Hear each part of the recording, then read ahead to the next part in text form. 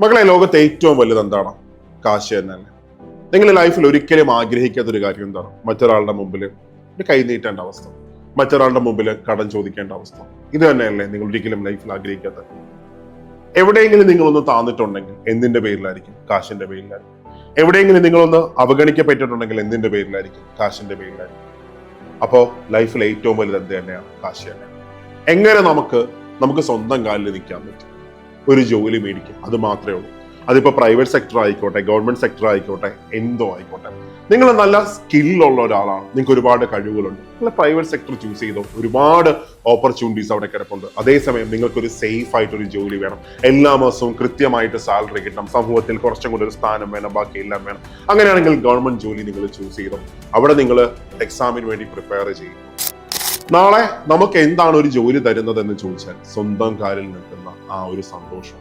നമ്മുടെ ആവശ്യങ്ങൾക്ക് നമുക്ക് സ്പെൻഡ് ചെയ്യാൻ പറ്റും, നമുക്ക് എല്ലാ കാര്യങ്ങളും നമുക്ക് സ്വന്തമായിട്ട് ചെയ്യാൻ പറ്റും. അച്ഛനും അമ്മയ്ക്കും കുറച്ചും കൂടെ നല്ല മരുന്ന് മേടിക്കാൻ പറ്റും, അവരുടെ ഹോസ്പിറ്റൽ കേസ് വരെയാണെങ്കിൽ അവരെ നന്നായിട്ട് നോക്കാൻ പറ്റും. നമ്മുടെ മക്കൾക്കാണെങ്കിൽ നല്ലൊരു വിദ്യാഭ്യാസം നമുക്ക് കൊടുക്കാൻ പറ്റും, സഹോദരങ്ങൾക്കാണെങ്കിൽ അവർക്കൊരു സപ്പോർട്ട് കൊടുക്കാൻ പറ്റും. നമ്മുടെ അപ്പൂപ്പനോ അമ്മുമ്മയാണെങ്കിൽ ഒരു മാസം 500 രൂപ, അപ്പൂപ്പ അമ്മുമ്മ ഇതിരിക്കട്ടെ, നിങ്ങളുടെ കാര്യങ്ങളൊക്കെ നടക്കട്ടെ, അത് നമുക്ക് കൊടുക്കാൻ പറ്റും.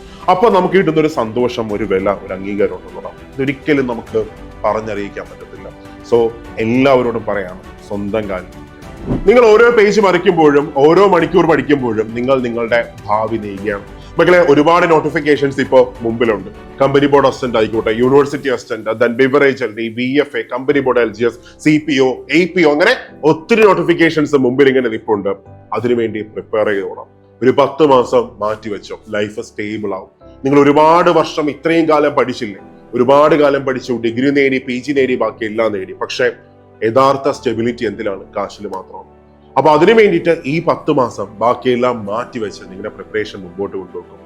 എവിടെയെങ്കിലും നിങ്ങളൊന്ന് തളരുകയാണെങ്കിൽ, നിങ്ങൾ ഉഴപ്പുകയാണെങ്കിൽ, നിങ്ങളുടെ മനസ്സിൽ വരേണ്ട ചിന്ത, എപ്പോഴെങ്കിലും നിങ്ങൾ ലൈഫിൽ നാണം കിട്ടുകയാണെങ്കിൽ, ഏതെങ്കിലും ഒരു അവസരത്തിൽ ലൈഫ് ഇത്രയും ഹ്യൂമിലിറ്റി ആയിട്ടില്ലേ, ആ ഒരു കണ്ടീഷൻ നിങ്ങളൊന്ന് ആലോചിച്ചു. അപ്പൊ ഒരിക്കലും നമുക്ക് ഉഴപ്പാൻ തോന്നത്തില്ല.